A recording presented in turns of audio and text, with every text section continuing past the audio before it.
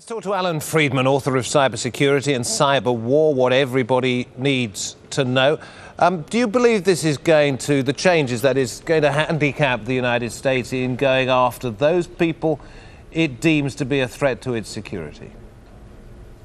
I don't think it will handicap them. I can't imagine the administration allowing that to happen. The intelligence community takes their job of protecting the United States very seriously. And what we've seen now is hopefully a trend to say, well, let's actually analyze what we're getting from some of these programs and try to eliminate some of the ones that are just collecting information without really offering a national security interest. Alan, a lot of the fuss was about individuals saying, hey, you're stepping on my turf, you're invading my privacy. In reality, is the individual going to be any more secure after these changes in his or her private life? I think there are going to be some broader changes. Certainly the requirement that would force an intelligence analyst to get a warrant before they can access records about Americans is going to be a big deal. And also I do think it is noteworthy that the president has said, listen, we're going to try to find a way to project basic privacy protections on citizens around the world when we collect their data. I think that's important. However, we didn't hear that they're going to decline to change. They're going to change their ways and limit this collection in the future. The United States has always maintained it was doing this and that it was vital to not only its security but international security too. Has all this shown that to be the case? In actual fact, has the United States been using the massive amounts of data that it has got properly and well?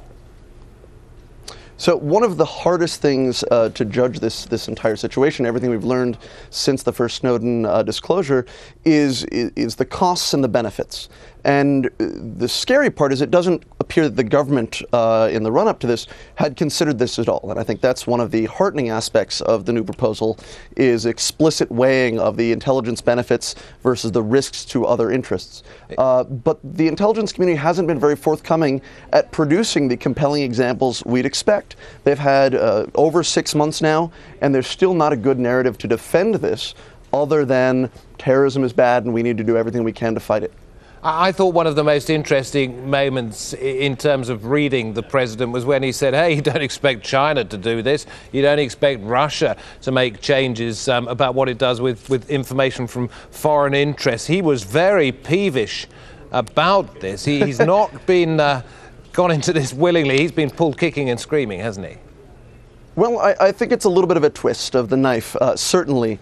We know that President Obama has had a tough time pushing back against his own defense and military and intelligence establishment since he took office.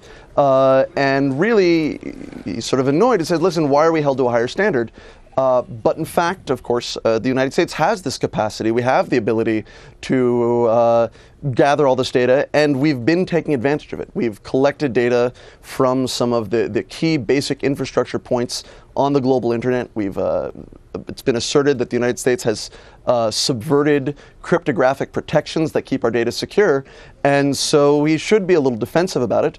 But at the same time, it's important to acknowledge that even with this power, we're trying to behave in a way that's fair, and no one would expect most other countries in the world to do that. Thank you. Allan Friedman talking to us there from Washington.